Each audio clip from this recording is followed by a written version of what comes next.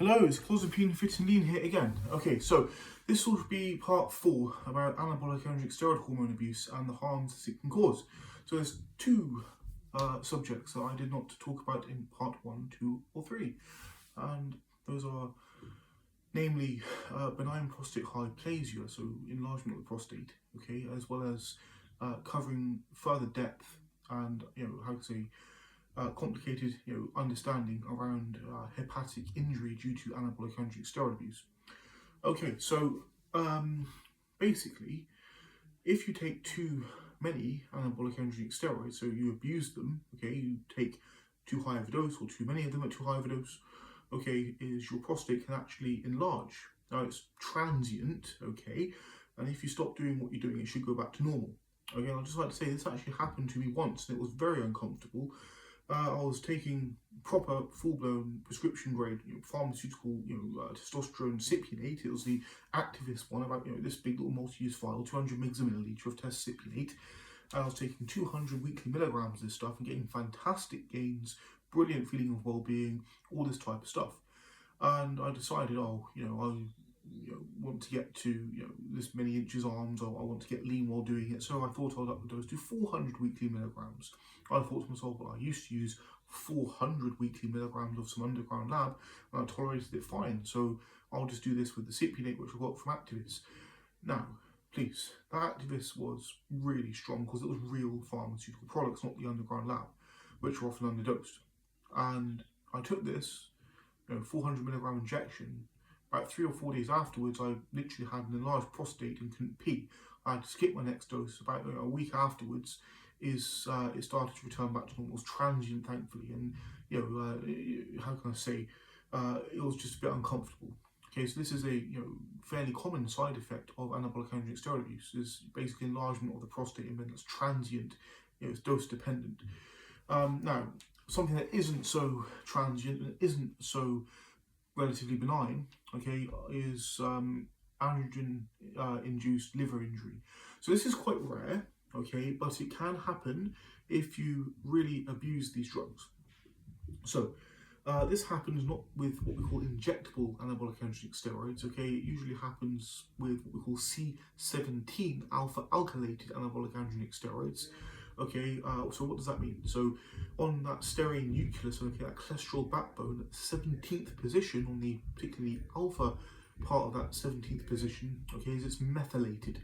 So this basically means that you can take these pills orally, and it survives what we call, first pass, liver metabolism. So now it's able to get into your system, okay, and it's able to exert its anabolic and androgenic effects.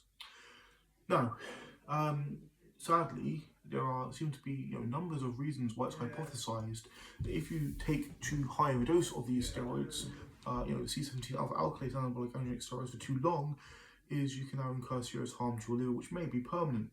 So what may happen here is it's thought that there are androgen receptors at the level of the hepatocyte, and if you activate this, it causes what we call liver cholestasis. So it induces what we call anabolic androgenic steroid induced liver cholestatic injury.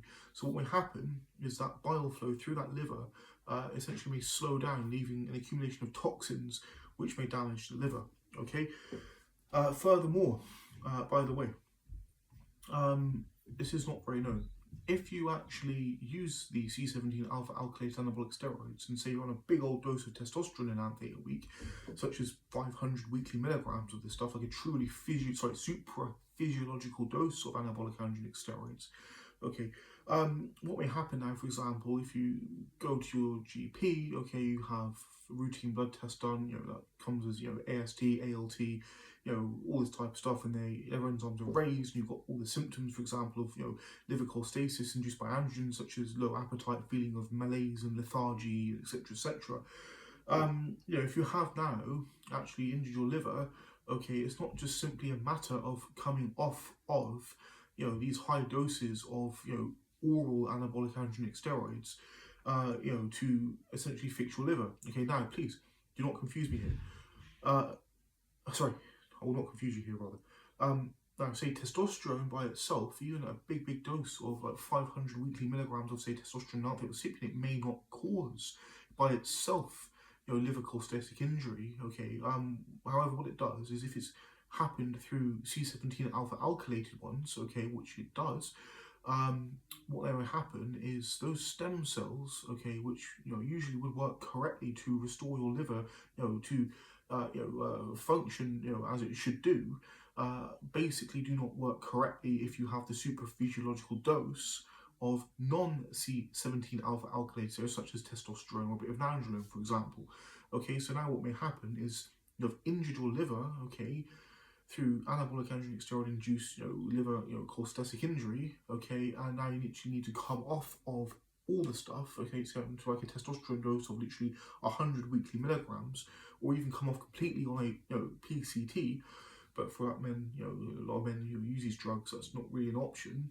Okay, what will happen here is if you don't do that, as I say, those stem cells do not work correctly, they do not differentiate correctly, they do not restore the liver until, as I say, you come off down to a physiological dose of testosterone or completely off. As I say, please, if you have injured your liver and you remain on, say, 300, 400, 500 weekly milligrams, or even, it seems to be apparently even 200 weekly milligrams of injectable use, is that liver may not restore itself. Okay, so this is very serious.